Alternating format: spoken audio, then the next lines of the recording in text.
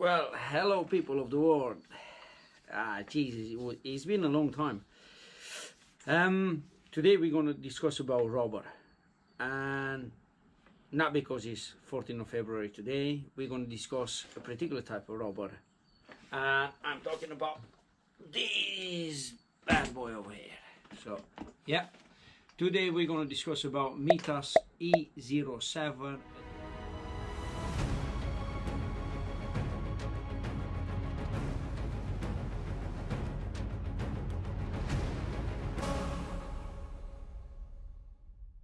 Why I decided to make a review about this tire or have a discussion with you guys about this tire? Well, recently I just been on Facebook and seen a post about a fella on, funny enough, BMW R1200 RT, that he just changed his tires, and according with him, he changed his tires 33,000 kilometers or something like that, and he was talking about a Michelin Pilot Road 4 on a BMW R1200 RT.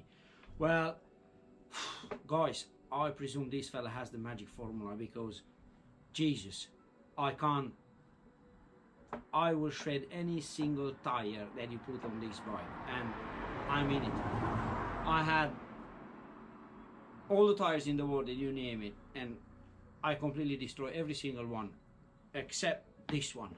That's why I decided to go and do a review on this one, Mitas E07.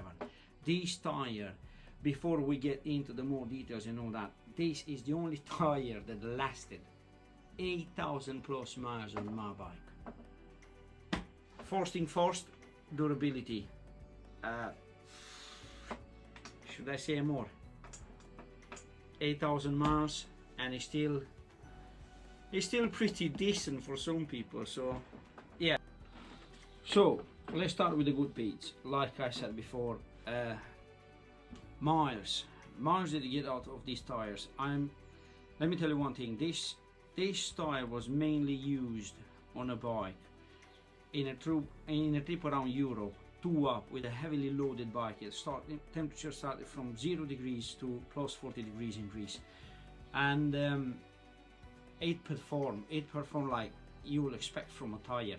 I mean, we used it mostly on the black stuff, right? But for the amount of power that the bike has, like torque and all that, the amount of weight that we put on it, and the variation of the terrain that we used it, and the temperatures and all these, 8,000 miles from a tire, 2 up. 90% of the time this bike was used 2 up, fully loaded, on my recent trip around Europe, and it gave me 8,000 miles. I don't know if anyone else has better experience with this one, or they think they can do a bit more than that. Probably that fella on Facebook with a Michelin Pilot Road 4. I don't know how light is on the throttle, but in the end of the day you have to play a bit and to have a bit of fun on it. So yeah, longevity, this is for me top notch. Right, performance on black stuff first, right? As long as it's dry and hot, it will go exactly like a road tire. You wouldn't feel a difference.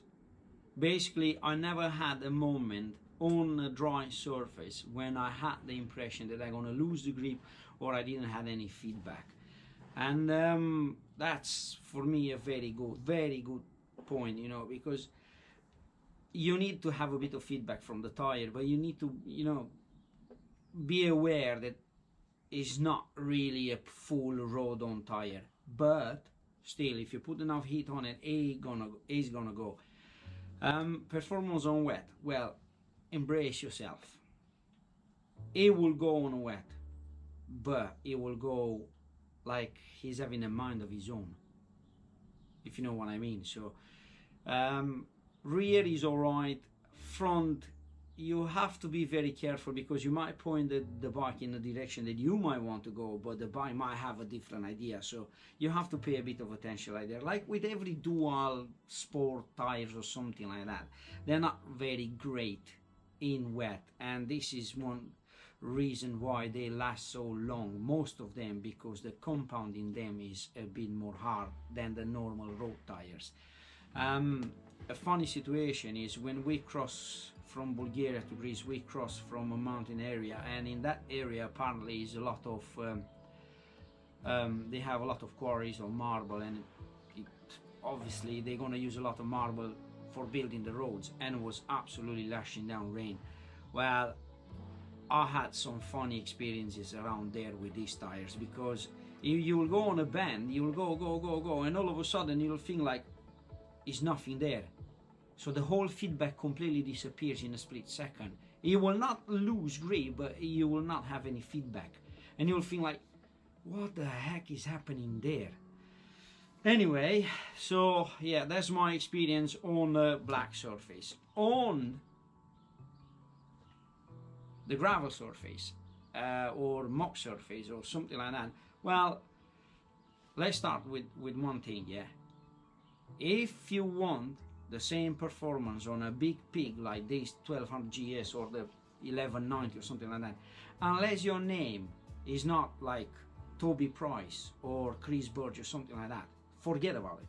You can get tires with tiger clots, you still not gonna get there. As long as you're riding on a hard surface, you're gonna be fine, absolutely fine.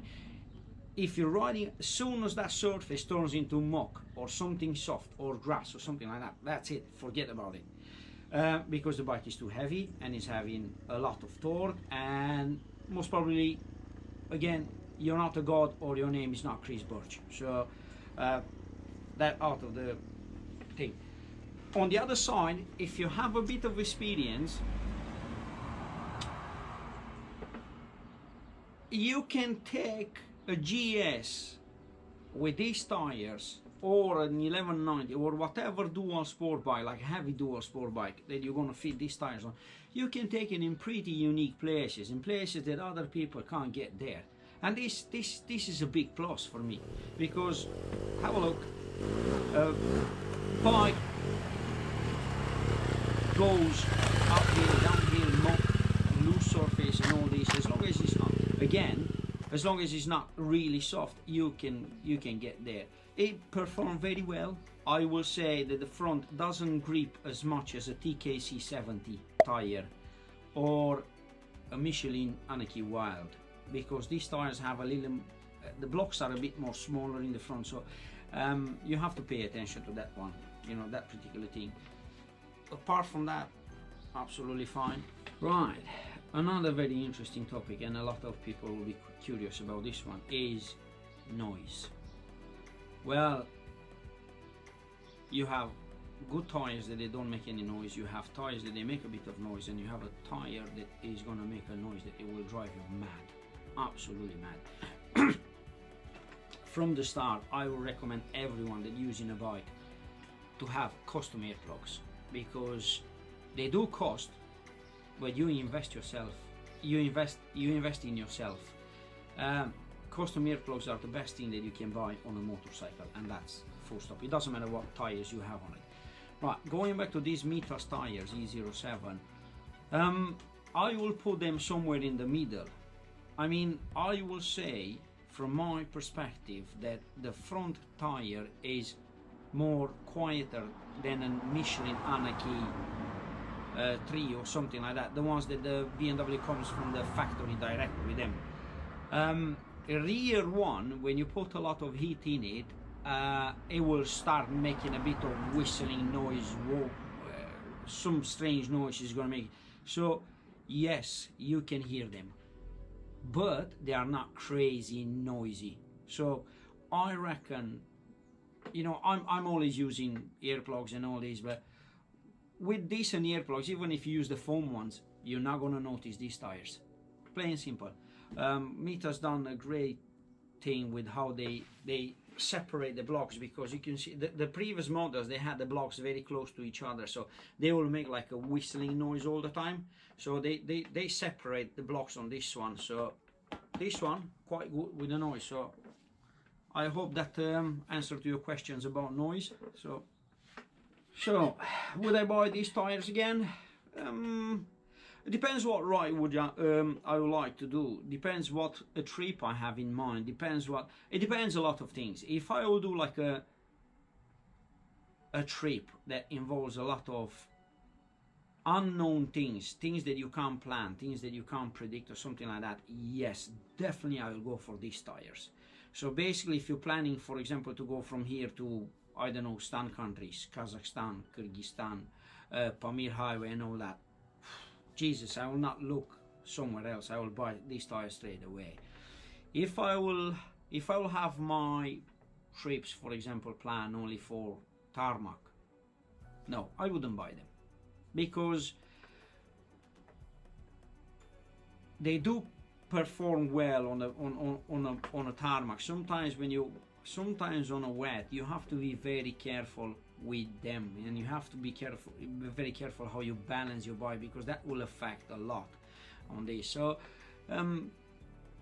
yeah, I don't know if it depends again on what trip you're gonna do. So anyway, guys, this is my impression about these tires, and this is based on my experience, done 8,000 miles with these tires. I didn't want to do a review when I got them. I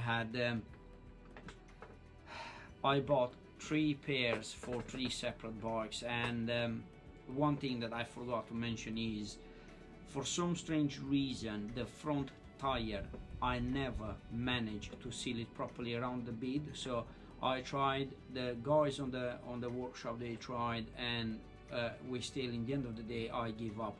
Every week or so I had to put some wind in it.